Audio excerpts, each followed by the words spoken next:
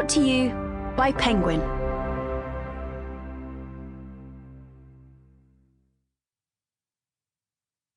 The Hound of the Baskervilles by Arthur Conan Doyle, read by Elliot Worrell. This audiobook contains historical language that some listeners might find upsetting. Both for ease of listening and because it contains details of the plot, we've placed the introduction to this Penguin classic at the end of the audiobook. A note on the text. This edition of The Hound of the Baskervilles is based on the first English book edition, George Newnes, March 1902, collated in the notes with the Strand magazine serialization, August 1901 to April 1902, and the first New York edition, McClure, Phillips & Co., April 1902. Chapter 1. Mr. Sherlock Holmes. Mr. Sherlock Holmes, who was usually very late in the mornings, save upon those not infrequent occasions when he stayed up all night, was seated at the breakfast table.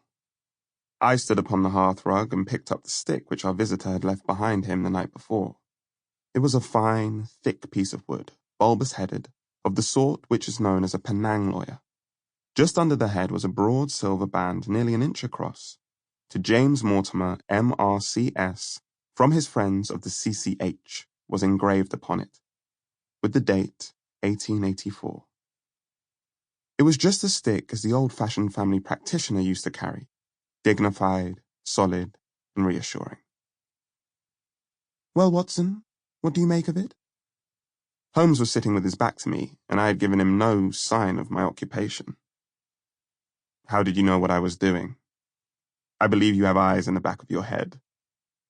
"I have, at least, a well-polished, silver-plated coffee pot in front of me," said he. "But tell me, Watson, what do you make of our visitor's stick? Since we have been so unfortunate as to miss him and have no notion of his errand, this accidental souvenir becomes of importance. Let me hear you reconstruct the man by an examination of it." "I think," said I, following so far as I could the methods of my companion, "that Dr. Mortimer is a successful elderly medical man, well esteemed, since those who know him give him this mark of their appreciation." "Good," said Holmes. "Excellent." "I think also that the probability is in favour of his being a country practitioner who does a great deal of his visiting on foot." "Why so?" "Because this stick, though originally a very handsome one, has been so knocked about that I can hardly imagine a town practitioner carrying it. The thick iron ferrule is worn down, so it is evident that he has done a great amount of walking with it." "Perfectly sound," said Holmes. "And then again, there is the Friends of the C.C.H.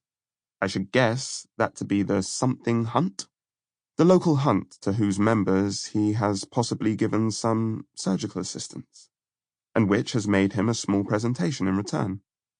"Really, Watson, you excel yourself," said Holmes, pushing back his chair and lighting a cigarette. "I am bound to say that in all accounts which you have been so good as to give of my own small achievements, you have habitually underrated your own abilities. It may be that you are not yourself luminous, but you are a conductor of light. Some people without possessing genius have a remarkable power of stimulating. I confess, my dear fellow, that I am very much in your debt." He had never said as much before, and I must admit that his words gave me keen pleasure, for I had often been piqued by his indifference to my admiration, and to the attempts which I had made to give publicity to his methods. I was proud, too, to think that I had so far mastered his system as to apply it in a way which earned his approval. He now took the stick from my hands and examined it for a few minutes with his naked eyes. Then, with an expression of interest, he laid down his cigarette, and carrying the cane to the window, he looked over it again with a convex lens. "Interesting, though elementary," said he, as he returned to his favourite corner of the settee. "There are certainly one or two indications upon the stick. It gives us the basis for several deductions." "Has anything escaped me?" I asked with some self-importance. "I trust there is nothing of consequence which I have overlooked." "I'm afraid, my dear Watson, that most of your conclusions were erroneous. When I said that you stimulated me, I meant, to be frank, that in noting your fallacies I was occasionally guided towards the truth." Sample complete. Ready to continue?